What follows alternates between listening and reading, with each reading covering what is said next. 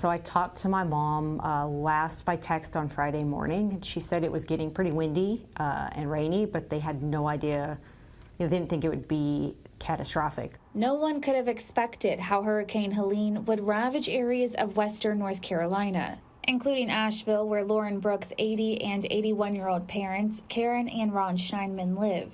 So I finally briefly got a text from her Saturday night, just saying she was okay, but that there's no power, there's no water, they're eating peanut butter sandwiches, and they didn't know what was going on because nobody could get information to them. With minimal communication, Lauren says people have been relying on Facebook community groups to try and locate their loved ones.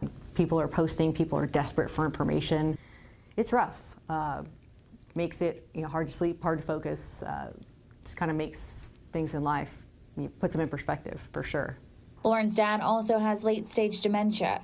Without his doctors and normal routine, she's worried for her parents' mental states. Lauren is doing her best to make plans to get to Asheville whenever it's physically possible to do so. And she's taking supplies like bottled water, non-perishables, and dog and cat food with her when she goes. So to see random people reaching out, or people that I haven't heard from since grade school and saying, hey, how can I help? Where can I donate?